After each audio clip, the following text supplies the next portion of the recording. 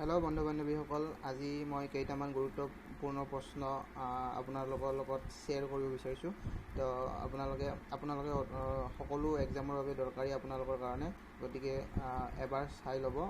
প্ৰথম কোৱেশ্চনটো হ'ল আমাৰ দেহৰ কোনটো গ্ৰন্থিয়ে ইনসুলিন নিঃসৰণ কৰে আমাৰ দেহৰ কোনটো গ্ৰন্থিয়ে ইনসুলিন নিঃসৰণ কৰে সেইটো হ'ল অগ্নাশয় ৰক্তহীনতা বাধা দিবৰ বাবে কিহৰ দৰকাৰ ৰক্তহীনতা বাধা দিবৰ বাবে কিহৰ দৰকাৰ লুৰ দৰকাৰ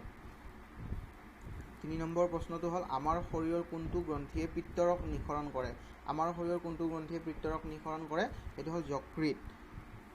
নেক্সট 4 নম্বৰ প্ৰশ্নটো হ'ল চিনকুনা গছৰ পৰা কি দৰৱ পোৱা যায় চিনকুনা গছৰ পৰা কি দৰৱ পোৱা যায় চিনকুনা গছৰ পৰা কুইনাইন পোৱা যায় 5 নম্বৰ প্ৰশ্নটো হ'ল সেউজীয়া উদ্ভিদে কি সৃষ্টি কৰে সেউজীয়া উদ্ভিদে আমি সকলোৱে জানো অক্সিজেন সৃষ্টি কৰে ওকে দেন 6 নম্বৰ প্ৰশ্নটো হ'ল নলিকাবিহীন গ্ৰন্থি কি নলিকাবিহীন গ্ৰন্থি হ'ল থাইৰয়েড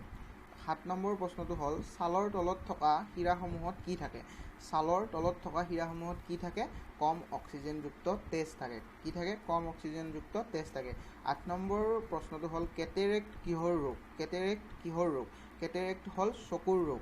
9 নম্বৰ প্ৰশ্নটো হ'ল মানৱ দেহত কেইটা বৃক্ক থাকে মানৱ দেহত কেইটা বৃক্ক থাকে আমি সকলোৱে জানো দুটা বৃক্ক থাকে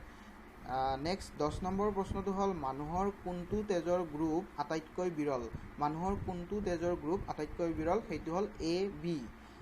11 নম্বৰ প্ৰশ্নটো হ'ল শব্দৰ একক কি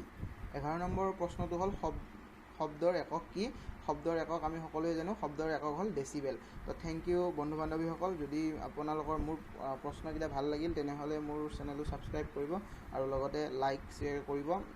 আৰু এনেদৰে ভিডিঅ' পাই থাকিবৰ কাৰণে সদায় ডেইলি আপডেট পাই থাকিবৰ কাৰণে মোৰ